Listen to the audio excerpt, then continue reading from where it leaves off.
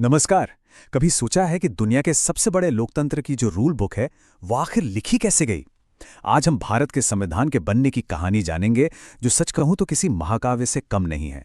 2 साल 11 महीने और 18 दिन, जी हाँ, इतना वक्त लगा एक नए राष्ट्र की पूरी कानूनी और नैतिक नींव रखने में। ये सिर्फ कोई दस्तावेज लिखने जैसा नहीं था, ये करोड़ों लोगों के भविष्य को, उनकी उम्मीदों को एक शक्ल देने की जिम्मेदारी थी। तो चलिए इसी सवाल की गहराई में उतरते हैं। ये कहानी है उन महान लोगों की जिन्होंने घंटों, दिनों, महीनों तक बहस की, उन अलग अलग विचारों की जो आपस में टकराए, और उस एक मकसद की जिसने एक नए भारत को जन्म दिया। सोचिए, एक नया नया आजाद हुआ देश, करोड़ों लोग, और उन सब के लिए एक नियम बनाना। जाहिर है ये एक बहुत बड़ी चुनौती थी। तो इस मिशन की शुरुआत हुई कहां से? इसकी जिम्मेदारी एक खास सभा को दी गई जिसे इतिहास बनाना था। और इस जबरदस्त काम को अंजाम देने के लिए सामने आई संविधान सभा। देखिए, ये सिर्फ कुछ नेता नहीं थे, बल्कि ये उस समय के भारत की जीती जागती तस्वीर थे, जिन्हें देश की किस्मत का फैसला करना था। तो अब सवाल ये है कि राष्ट्र के ये जो आर्किटेक्ट्स थे, इन्हें चुना कैसे गया? इनकी टीम कैसे बनी? ये जानना अपने आप में बहुत दिलचस्प है, क्योंकि यहीं से भारत की एकता की कहानी शुरू होती है। शुरुआत में ये संख्या तय की गई थी 389। अब ये सिर्फ एक नंबर नहीं है, इसमें उस भारत की झलक थी जो ब्रिटिश प्रांतों, रियासतों और अलग अलग समुदायों में बटा हुआ था, और जिसे अब एक साथ आना था। ये चार्ट हमें उस समय के राजनीतिक भारत की तस्वीर दिखाता है। आप देख सकते हैं कि सबसे बड़ा हिस्सा ब्रिटिश प्रांतों से था, लेकिन रियासतों का भी एक अच्छा खासा प्रतिनिधित्व था। ऐसा इसलिए किया गया ताकि हर आवाज सुनी जाए, हर हिस्से को बराबर का मौका मिले। ओके, तो टीम तैयार थी। अब बारी थी काम शुरू करने की। आइए देखते हैं कि कैसे पहली बैठक से लेकर आखिरी ड्राफ्ट तक का ये लंबा सफर तय हुआ। काम की शुरुआत बहुत तेजी से हुई। 9 दिसंबर 1946 को पहली बैठक हुई। 2 दिन बाद 11 दिसंबर को डॉक्टर राजेंद्र प्रसाद को परमानेंट अध्यक्ष चुन लिया गया। लेकिन सबसे अहम कदम उठाया गया 13 दिसंबर को, जब पंडित नेहरू ने उद्देश्य प्रस्ताव पेश किया। ये प्रस्ताव असल में भविष्य के संविधान की आत्मा थी, उसका विजन था।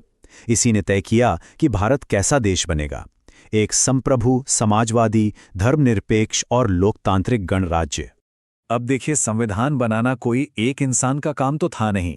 हर विषय पर गहरी जानकारी और एक्सपर्टाइज की जरूरत थी, चाहे वो मौलिक अधिकार हों या केंद्र और राज्यों के बीच के रिश्ते।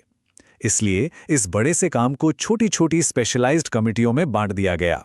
ये सभी समितियां अपना अपना काम कर रही थीं, लेकिन एक कमेटी ऐसी थी जिसके कंधों पर सबसे बड़ी, सबसे अहम जिम्मेदारी थी।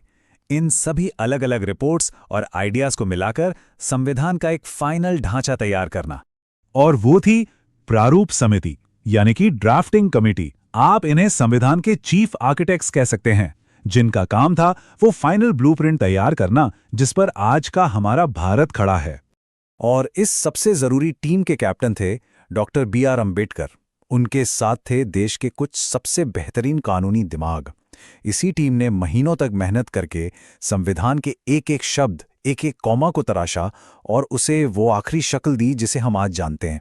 तो महीनों की बहस, कड़ी मेहनत और अनगिनत बैठकों के बाद आखिरकार मिशन अपने अंतिम चरण पर पहुंच गया। अब समय था इस ऐतिहासिक दस्तावेज को अपनाने का। यहां पर 2 तारीखें बहुत अहम हैं, और इनके बीच का जो गैप है ना, वो बहुत इंटरेस्टिंग है। देखिए, संविधान 26 नवंबर 1949 को बनकर तैयार हो गया और उसे अपना भी लिया गया, लेकिन इसे लागू करने के लिए 2 महीने का इंतजार किया गया। क्यों? क्योंकि 26 जनवरी की तारीख का एक खास ऐतिहासिक महत्व था। 1930 में इसी दिन पूर्ण स्वराज का संकल्प लिया गया था। तो उस ऐतिहासिक दिन को हमेशा के लिए यादगार बनाने के लिए 26 जनवरी को भारत के पहले गणतंत्र दिवस के रूप में चुना गया। और जब ये लागू हुआ तो ये दुनिया का सबसे लंबा लिखा हुआ संविधान था। इसमें 395 आर्टिकल्स, 22 पार्ट्स और 8 शेड्यूल्स थे। ये नंबर इसकी विशालता को दिखाते हैं, जो कि देश के हर छोटे बड़े पहलू को अपने में समेटने की एक कोशिश थी। तो ये सिर्फ एक कानूनी दस्तावेज नहीं था, ये एक ऐसी जिंदा विरासत की शुरुआत थी जो आज भी हमारे साथ है। चलिए देखते हैं कि इस प्रक्रिया के आखिरी लम्हे कैसे थे और उन्होंने हमें क्या दिया। और इस पूरी प्रक्रिया के जो सबसे बड़े सूत्रधार थे वो थे doctor Bhimrao Ambedkar. Drafting committee के चेयरमैन के तौर पर उनकी दूरदर्शिता और मेहनत के बिना शायद ये मुमकिन नहीं हो पाता, और इसीलिए उन्हें बहुत सम्मान के साथ भारतीय संविधान का जनक या father of the Indian constitution कहा जाता है। और फिर आया फाइनल काउंटडाउन। 24 जनवरी 1950 को संविधान सभा की आखिरी बैठक हुई।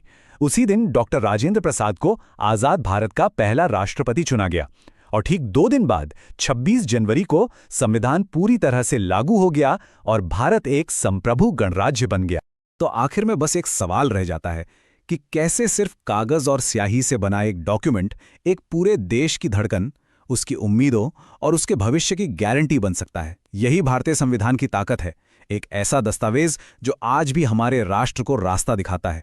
इस पे जरूर सोचिएगा।